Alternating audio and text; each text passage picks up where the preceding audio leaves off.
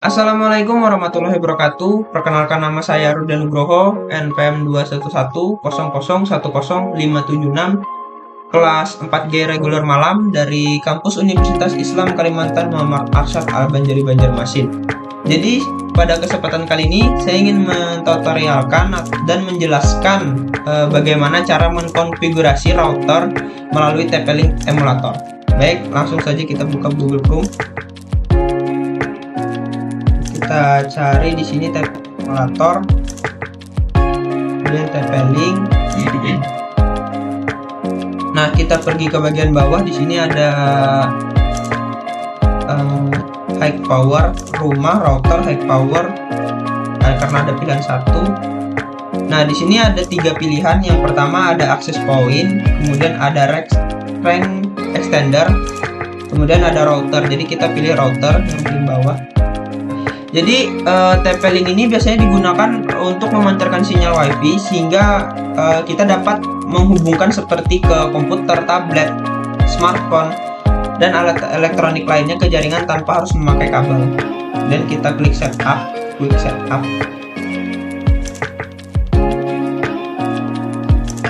Nah, setelah itu sudah sampai bagian ini, dia dengan TP-Link ini ada urutan-urutannya dari region and time zone, kemudian sistem working mode-nya, kemudian ada one connection tipenya, wireless setting, dan summary dan reboot device.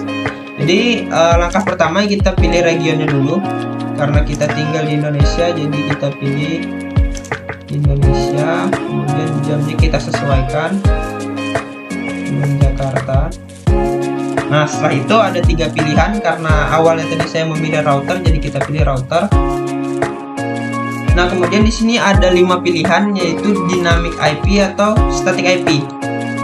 Jadi dynamic IP dan static IP ini sebenarnya sama, cuman yang menjadi bedanya itu hanya durasi saja, durasi IP-nya.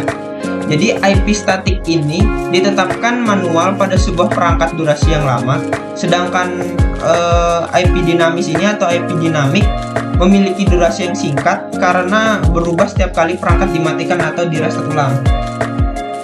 Kemudian di sini ada PPOE. PPOE ini adalah salah satu protokol jaringan yang dimana biasanya digunakan untuk menciptakan sambungan antar komputer dan server. Jadi untuk kemudian disambungkan ke pelanggan-pelanggan atau klien yang nantinya akan menerima jaringan PPOE itu sendiri. Kemudian di sini ada L2TP dan PPTP. Apa sih bedanya L2TP dan PPTP? Jadi PPTP merupakan protokol jaringan yang memungkinkan keamanan untuk mentransfer data dari remote client ke server pribadi dengan membuat VPN melalui TCP/IP. Sedangkan L2TP ini adalah protokol tunneling yang menduakan 2 buah protokol tunneling, yaitu L2F yang dinamakan Layer 2 Forwarding dan PPTP.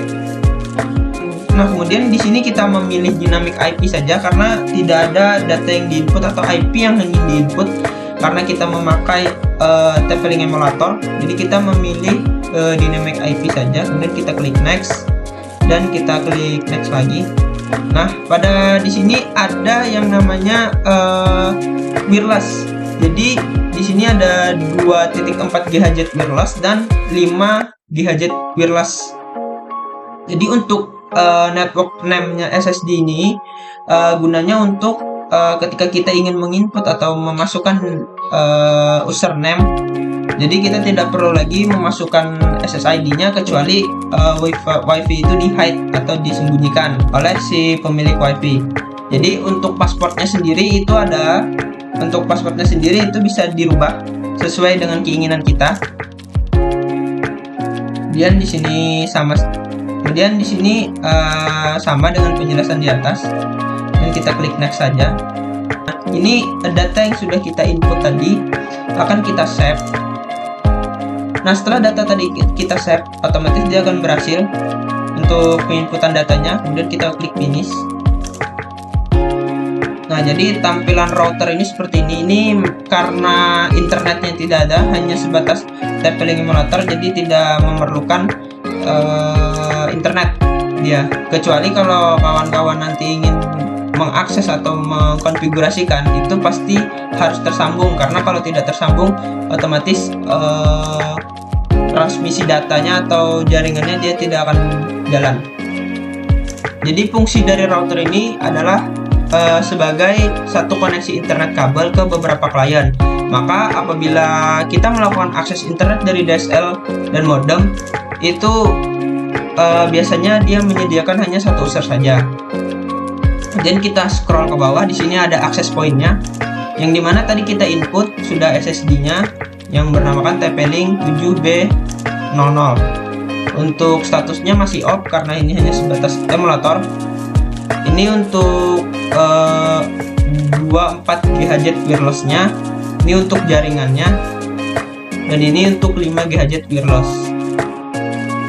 Dan ini untuk LAN-nya, LAN 1, LAN 2, LAN 3, LAN 4. Nah, LAN itu biasanya port yang dinamakan untuk mentransmisikan data dari router ke setup box atau WiFi-nya. Mungkin itu saja penjelasan dari saya, penjelasan singkat dan terkait konfigurasi router. Salah silapnya mohon maaf. Wabillahi taufiq wal hidayah. Wassalamualaikum warahmatullahi wabarakatuh.